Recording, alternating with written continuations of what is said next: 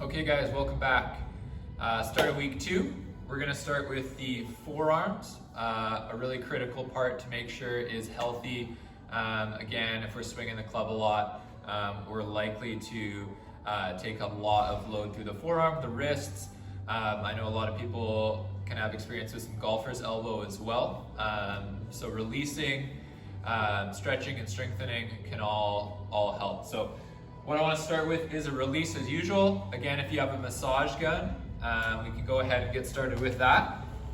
So we're working both the front side or your flexor part of the forearm.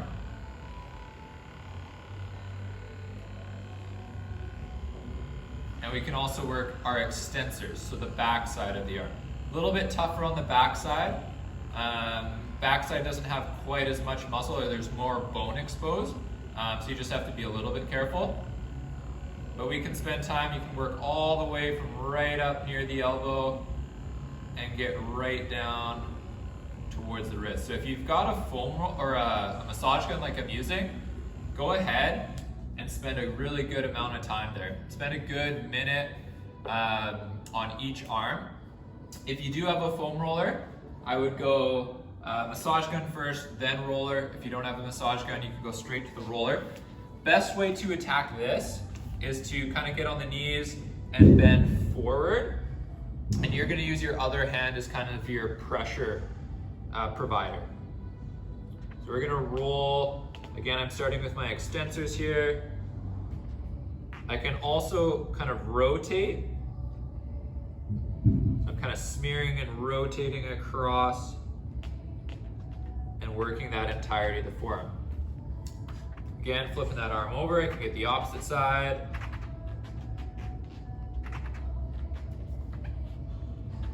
If you find a spot that's particularly tight, we can kind of tack down, move that wrist a little bit, contract and relax. So again, contract is gonna squeeze that forearm and then relax, take some deep breaths, try to sink in.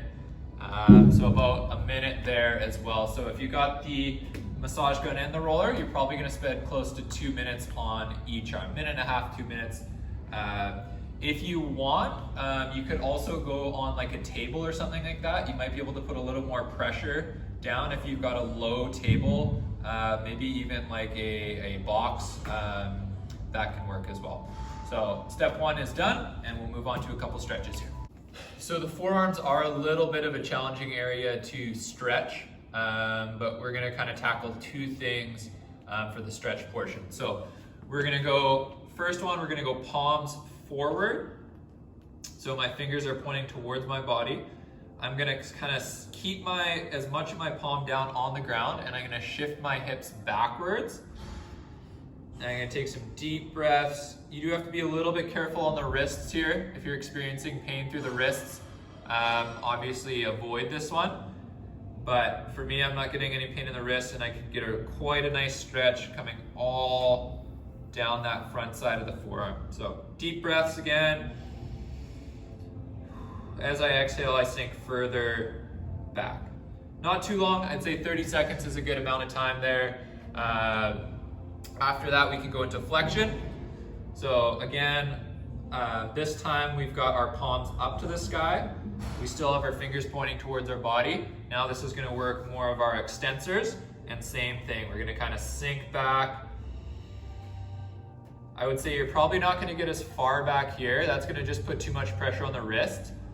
But just a little bit of a pushback, and I can start to get a stretch more so through the lower part of my forearm. So deep breaths. Again, 30 seconds there is perfectly fine. So we got the release first, and now we got the 2 stretches, and we'll go in a little bit of mobilization here to finish off. So last but not least, we'll work on some range of motion. Again, the forearm itself, there's not much range of motion. If you kind of block off your elbow, you can get a little bit of a turn. So what we're gonna focus on is more so the wrist and just full encompassing movement of the wrist. So you can do this standing, you can do it seated if you want. I'll do it seated for you guys. So what we're gonna do is we're gonna draw kind of a full circle through our wrist here. So I'm going clockwise to start. I'm going flexion, getting a little rotation through that forearm, a little extension, and then wrapping around. So you get maybe 10 circles going clockwise, and 10 circles going counterclockwise. I'd say that's probably your best mobilization. The second one we can do is kind of like I was starting with, is working just some rotation. So if you do have some golfer's elbow, this one might be a good one to do. You can even use kind of a pressure point with your hand at that painful point. Now what I would say is start with that palm up, and you're just gonna do some rotations of that wrist. So really try to control it. Don't move the shoulder. Keep that elbow blocked out. And we're just gonna try to get as much range of motion as we can. So I'm going all the way that way, and then back up into what would be called kind of supination. So palm up to the sky, and then rotating under. And again, if you've got that pain in that arm, whether it's backside, mid-side, give a good pressure. So put that thumb in and rotate through. If you got it in that backside, that classic golfer's elbow, we can rotate through that wrist. Really good release there, a little bit of mobilization, and that's your 3-part series. So overall, again, should take right around 5 minutes, maybe a little bit longer if you do all steps and if you have both a foam roller and a massage gun. But thanks for joining us, and we'll see you again on Wednesday.